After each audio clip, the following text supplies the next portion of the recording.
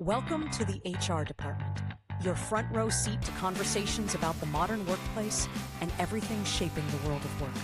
Powered by HR Kyle Services, your guide through the world of work. This podcast is hosted by Kyle Patrick Smith and Becky Smith, two passionate voices bringing decades of experience, real-world insight, and a no-nonsense approach to the issues that matter most to employees, leaders, and HR pros alike. From hiring and culture to leadership and layoffs, nothing's off the table. So clock in, tune up, and get ready. The HR department starts now. Well, hello and welcome to another edition of the HR department. I'm Kyle. I'm Becky. We're glad to have you here today. Again, I say this every week, but it's really true. Becky has a jam-packed schedule for us today. So I'm going to turn it over to her and let's get started.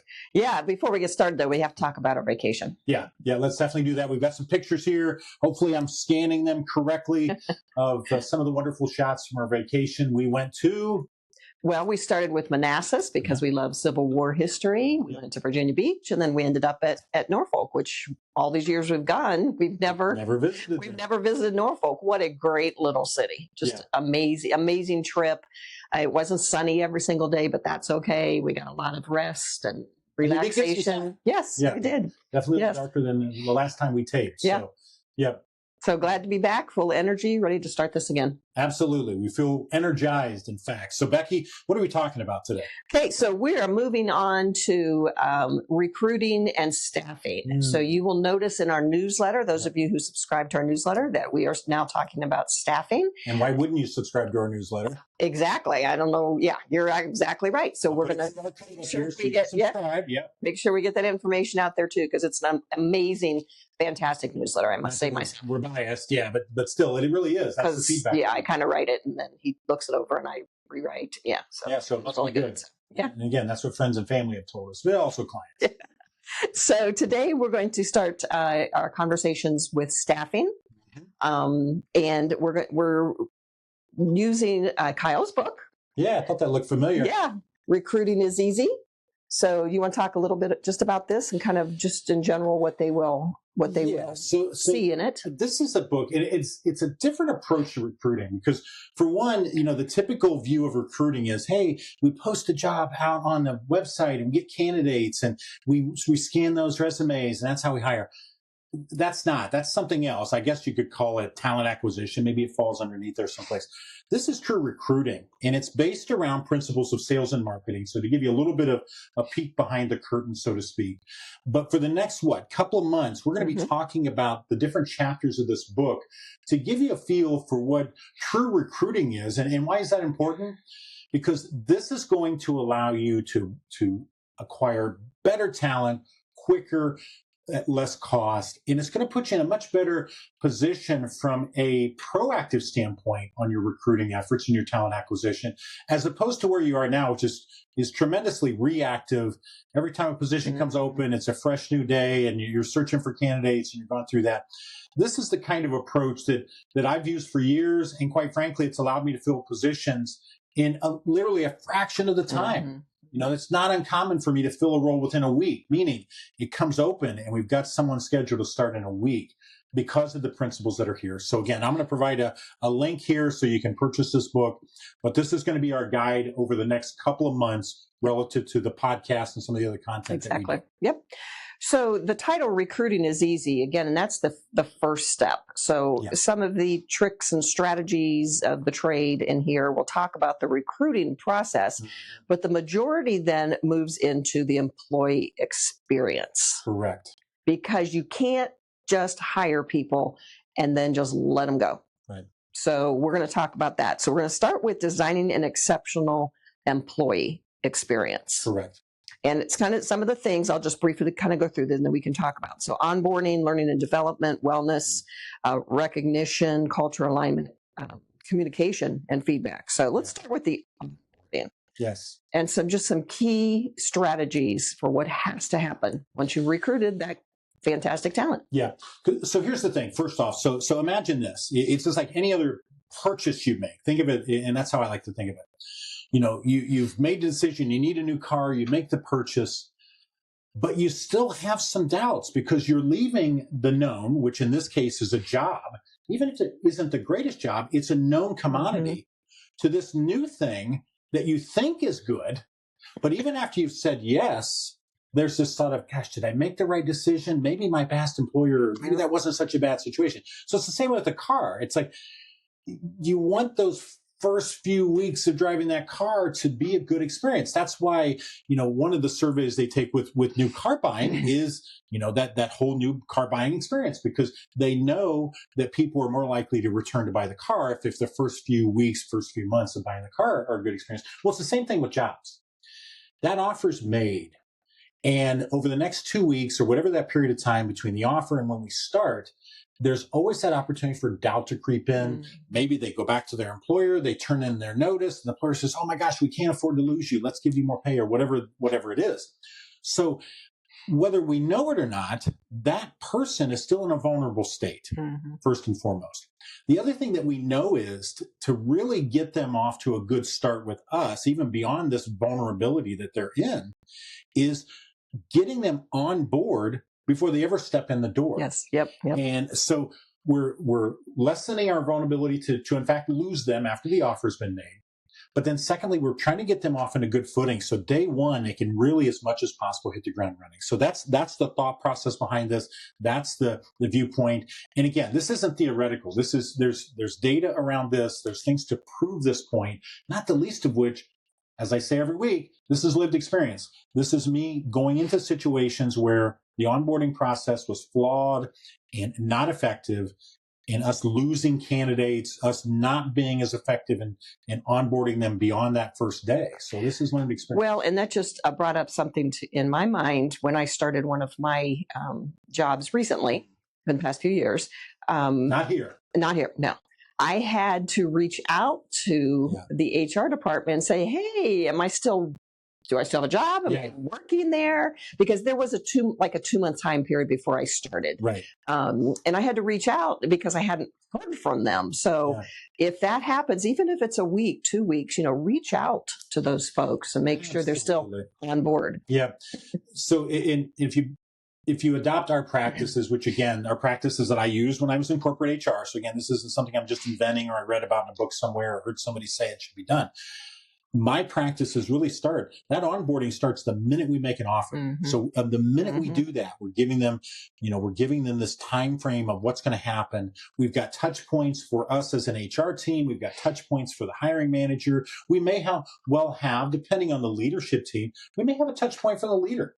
It says a lot when a person is starting an organization and they get a call before they start from the CEO or the president or someone high up in the organization that they might normally not interact with. Again, you say, oh my gosh, that person's so busy. We're not talking about a lengthy call. Yeah, that's a great idea. We're talking about a 5-minute call to say, hey, Becky, I heard from Joe, your supervisor, that you're going to be starting with us in a couple of weeks. I just want to let you know, hey, welcome to the team. We're looking forward to getting you started and what we can do here. The other unique experience I had in mind that we would build in, if we had an employee event that was happening before they started, we would invite that person to come to the event. And that did happen to us. It absolutely did. That did happen to us one time. And, again, make them feel like they're already joining something, they're part of something. But again, back to your original point, let's fill in that 2 weeks time or that 2 months or whatever it is. So that person knows we're happy to have them. We want them to join. But again, let's not make it all fluff. Let's take advantage of that too, to iron out some things that we don't need to worry about on first day. So, the first day in so many places is sit down for an hour or two and fill out paperwork. Right. What an exciting start. Hey, welcome to our company. Right. Now put your head down for the next 2 hours and fill out paperwork. Why not have some of that paperwork get completed before you ever walk in the door? Exactly. Right. The benefits elections, and get that information out to them and all those good things. Signing up for payroll. Get as much of that done in that 2 weeks time as well. Because again, it's filling in that gap. And I'm going to give another sports analogy here. It's not a coincidence that the professional sports teams now, they literally never have an off season. You ever notice that? That's by design. Like the NFL, for example, they have purposely have things scheduled to the off season, so they're never quite out of your mind. And again, that keeps you engaged. It keeps you interested. It keeps you excited. Well, guess what? We do that same thing with onboarding. We have things that keep you engaged, keep you excited. In the NFL, it's the NFL draft in April. We know that's coming. And then we talk about the players that they draft. Well, it's the same thing here. You've got that new person starting. Here's your wonderful benefits. Here's the things you can participate in. Oh, we've got this company event that's happening. We'd love to have you come to it. Or, oh, that first Friday you're here, we're going to have this going on. You're building up that interest and that excitement, and you're making them feel like they're already part of something. Right. And again, obviously, onboarding is so important to get everything started off on a good foot.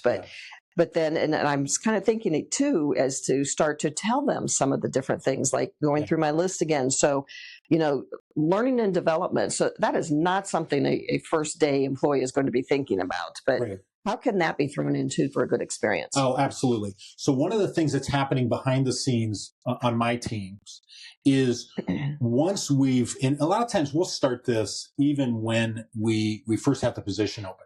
We'll start talking about the hiring manager about, okay, what is their true onboarding going to look like? And I don't mean the paperwork part. I mean, how are we going to get them up to speed on our systems and how we do things and the cadence of our meetings, all these things. So part of what we're doing behind the scenes is we're starting to build that out. And employees, and no joke, this is something that new people that are coming in love to hear. Hey, Becky, I just want to check in with you and let you know, by the way, here's what your first week is going to look like. We've got this training plan that's scheduled and so on. People love to hear that because part of our fear as human beings is this fear of the unknown. And so what we try to do with our onboarding is we try to eliminate as many unknowns as possible. Because the other thing that we'll create, there's some documents that I've created over the years. I call it a who for what. How many times have you gone to a new employer and it's like, how do I get these basic things? Not the big questions. I mean the basic questions. Who do I go to for supplies? If I have a problem with my computer, who would I contact? What about the vending machines? Where do I park on that first day? So we try to make sure they got all of that information. Again, we don't try to overwhelm them. We know we've got a 2-week window. And we try to just make touch points. We try to give things verbally. We try to give things in writing. We try to do a little bit of both, try to get them excited. But again, back to your original point, the learning and development, we should already have that plan for coming in, because never assume, I don't care how many years they've been working, who it is, there's a learning curve to joining your organization. Let them know we've already considered that, and here's the process, because that is part of their learning and development. Right. And we are finding that out now with some things that we are working with people too. So I'm going to just kind of skip through some of these, but you can read the book, and then you can read other ideas. And this is not something they need to know about, the first day, but wellness, recognition and rewards, which need to be consistent, their cultural alignment, but very, very important to me, I know, is the communication and feedback, and it needs to start day one. Absolutely. So what are your thoughts on that? Well, again, you're building that into your process. And I know some of this has a formality to it, and it should. Why do we do that? You're like, oh my gosh, this sounds so formal. Because we need some level of accountability. Okay. One of the things that I create for my supervisors is literally a checklist of all the things I need them to go over. And they're sitting down over that first day or week or whatever, and they're going over those things with that employee, and they're checking that off. And you know what else they're doing? They're signing it at the bottom. They're having the employee sign it at the bottom, and they're returning it back to me. And again, there's a formality to it. But part of it is having that check-in, checking in that first day. How did it go? Checking in the first week. The supervisor's doing that. I'm doing it. Maybe someone else in the leadership team is doing it. But yes, there's a formality to it, but we do that to make sure, one, that it happens, and that there's an accountability if it doesn't. Because what we find a lot of times is if we don't assign that to someone, it just gets overlooked. Well, Becky, I thought you were doing it. No, I thought you were doing it. Well, now we don't have that guessing game. So we build into the process literally those checkpoints, because whether it has a formality to it or not, new employees like that. They really don't care if you looked at a checklist and it told you to check in with them today. They're impressed and they're happy that you've done it. And so do your employees who have been there. Right. So it's a continue. Don't wait for that yearly evaluation. Right. We've talked in other newsletters as well as on videos about 30, 60, 90. Yes. And that definitely has to happen with your new hires. 100%. But you can't just check in with folks in a year. No. Every year we're going to sit down and have evaluation, see how things are going. That's there's so much at play here, not the least of which the Hawthorne effect. If you don't know what that is, do some research on it, because what we know, and here's basically a high level summary of that. When employees feel like someone's paying attention to them, they're more likely to do a good job. They're more likely to be a good performer and do what they're supposed to do. So that's at a high level what that is. But we do the 30, 60, 90 with our new employees because, again, the data tells us we've got a vulnerability there. Even after they've accepted the offer, there could be that sticker shock or that, oh God, what have I gotten myself into? Right. Just like we signed the paperwork now and, the price of cars. Oh my God, what did I do? This is $80,000 I've just committed to paying here for this new truck that I just bought. During the time we're excited, but then afterwards we're like, oh my gosh, maybe I didn't do the right thing here.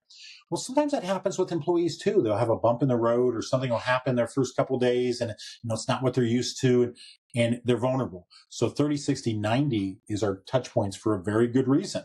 Just like the end of the first day and the end of the first week. Those are vulnerability points because they're coming out of that week. They're heading into the weekend. They've got a time to think about it. I've had employees literally abandon us after the first week because of that. Yeah. The other thing too, you mentioned about other employees noticing this. It demonstrates we care, of course. We're showing that. But we're also paying attention to them. The other thing that it does though is it takes some of the burden off of them because I've seen this happen too. New employee starts, the supervisor puts them out on the floor, they walk away. Yeah. The new employee still has questions. Well, who are they going to go to? The supervisor? Nah, he or she's too busy. They go to Becky, who's been there for a while. Right. So all of a sudden, Becky's the pseudo supervisor who's not only having to do her work, but she's also having to help and guide this new employee through all the questions they have. And so now, basically, onboarding has become Becky's burden, although it has nothing to do with her job description. Right. So that's the other reason as a supervisor, because here's what I'm going to tell you. Every new employee has questions for their first day, week, month, 2 months, 3 months. Take that as a given. Don't say, oh, I'm sure they won't. Here's what you need to say. They are going to have questions. I need to make sure I'm available. Or if you can, assign someone in your group that maybe is a senior member and say, hey, Becky, we're adding so-and-so. I'm going to try to be available to them as much as possible. Do you mind being a little bit of a mentor to them for the first couple of weeks? And again, there's a developmental opportunity for Becky. She's a little bit higher status in the group. Maybe she gets a little bit more pay, a couple dollars an hour. I was going to say that. Yeah, just because we want to make sure we do that too. We're asking her to do some extra, so we're paying her for that. Yep. But it's a small price to pay to be able to keep that employee. Because I've seen those situations keep employees. Because one of the things that creates a risk is if that person in their first week, month, couple of months, if they don't make a work friend, they're much, much more likely to leave the organization as well. So if we can help that along, again, we've done it. Well, and again, putting that person, not just the supervisor, but with a mentor. Yeah. And that's obviously going to be a person which moves us into the next section of being a brand advocate. Yes. So my concern, and I see a lot with companies, what does your Google review look like? Yes. And is it poor? Are you doing anything about it?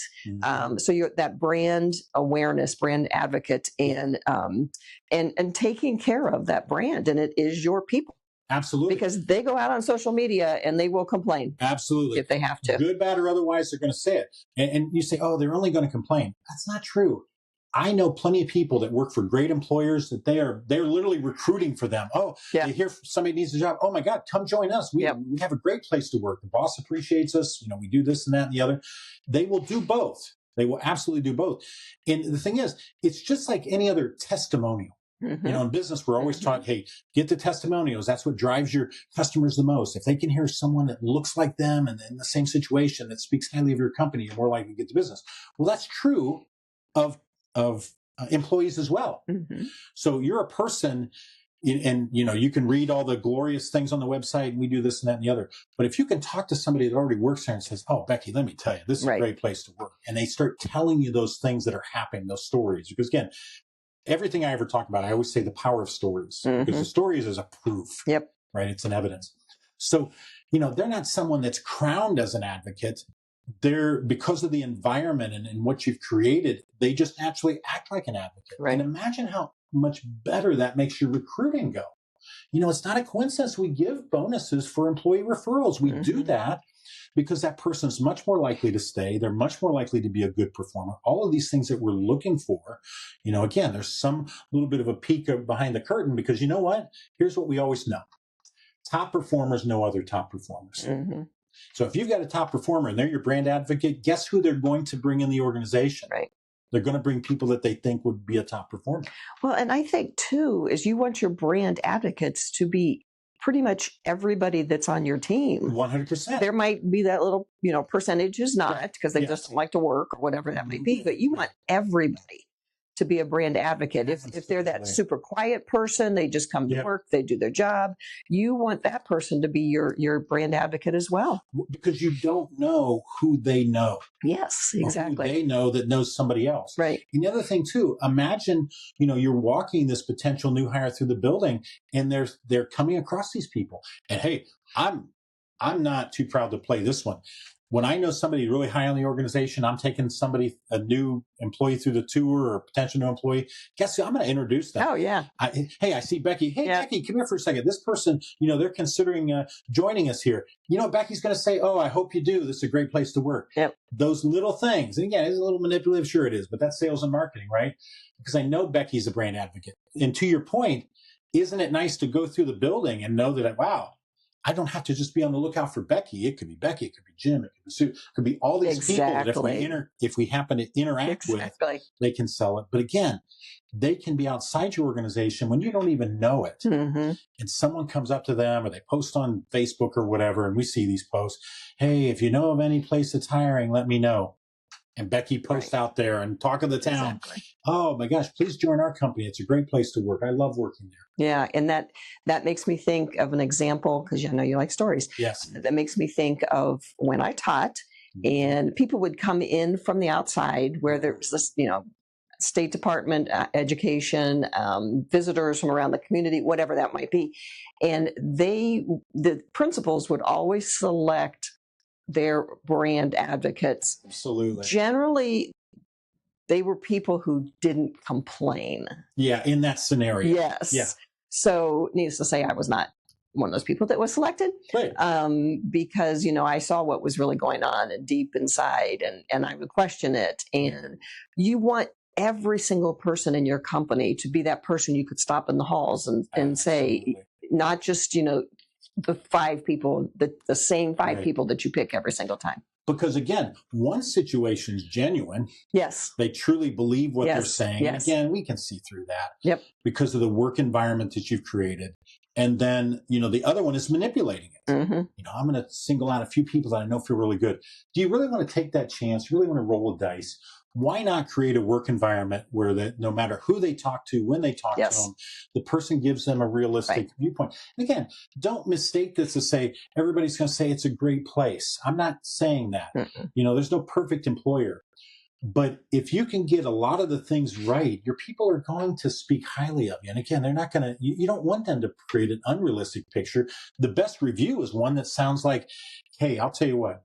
Yeah. Are the expectations high here? Are we expected to do a lot? They are. But I'll tell you what, this company, pays us well. They give us good benefits. They do. That's the kind of review you want. Mm-hmm. Again, it's not sugar coated, but it's a realistic review based upon a healthy work environment. Right. And in my last job, when I would go to manufacturers to see if they wanted to be a partner with us, I generally walked through with, sometimes it was the CEO, but generally it was HR people. And I would walk through on the floor, and I could tell if I wanted to send people there or not. Yes. So the CEO, and this happened many, many times, would walk me on the tour, and workers are coming over shaking their hands. Exactly. The CEO is asking personal questions about the family member, something going on. They're waving to. That's where I knew I wanted to send my folks. Absolutely. And those weren't cupcake situations where, hey, there's no expectations here and so on. Those were probably, tough situations. People were expected to work. The expectations were high, but people felt valued, appreciated. And I could tell that. Exactly. I could tell. Because he demonstrated, he or she, because he knew personal details, or she knew what they were up to and asked them about different things. Yeah. That's why. Yeah. So kind of wrapping this up then, how do you measure those employee experiences? Well, again, you're gonna pick a baseline relative to a couple of things: your retention and the level of talent that you're bringing in. Again, I don't want to give too many details here, because now then we get into what we do as a provider for you, as a partner to you. We've got some methods here from a measurement standpoint that we look at, but at a high level, when you begin to see a decrease in your turnover, when you see, and we've got some measures around this, the quality of candidate and the quality of the employee that you're seeing, and you see those performance review scores starting to rise over time, those are your measurements. Again, all of this comes back to, and I say this every time, this is not feel good. I mean, I like it that these things feel good, the things that we talk about, but everything we do has a measurement assigned to it. It has a value to it where I can say to you, Mr. or Mrs. Leader, if we do this, it's going to create this percentage, and this is how much it's going to contribute to the bottom line. That's what we know. So we've got those measurements. Again, nobody's under any illusions here to say we're going to come in and on day one, in a week, you're going to see a change. But I can guarantee you, we start putting the practices in place, and we monitor that. We see them starting to take effect. I can promise you, over 6 months, a year, as we progress along, you are going to see positive results from the things that we're talking about. And again, we're not talking about big things. If we just say, let's take some small things. Let's look at your onboarding process. Let's just look at that. Let's look at the time that you make an offer until that person's been there for 90 days. And we just focus on that. I can promise you, you're going to see measurable results that trace back to dollars with just those things, let alone if we start looking into the other cultural things. Because what happens is, just like things can be a cancer if they're bad, things can spread good, right? We start putting these practices in for our onboarding, and there's better communication, and there's follow-up, and there's a focus on training, and there's clearly a demonstration of interest. It's amazing how that starts to creep out into other things that we do as an organization. And again, getting back to, like you said, that onboarding, we talked about such a high percentage of how important that is. So. If we were to only pick one thing, I would say let's do that. Start there. So reach out to us. We can do the onboarding training. We can walk you through the book. Make sure you purchase the book so you can get some ideas, and then contact us when you are ready to start on some of these ideas. Again, you can reach us at 330-541-5533. Reach out to Kyle at hrkyle.com, or me, Becky, Becki, at hrkyle.com. Have a great day. Thank you. Thanks for joining us today. Thanks for another edition of the HR Department. Thanks for joining us on the HR Department, powered by HR Kyle Services, your trusted partner for HR consulting, outplacement, talent strategy, leadership development, and career coaching. If today's conversation got you thinking, we'd love to hear from you. Be sure to subscribe, leave a review, and share the show with anyone navigating the ever-changing world of work. To learn more about our services, whether you're a company leader, an HR pro, or a job seeker, visit hrkyle.com. Until next time, keep leading with purpose, hiring with intention, and showing up for your people.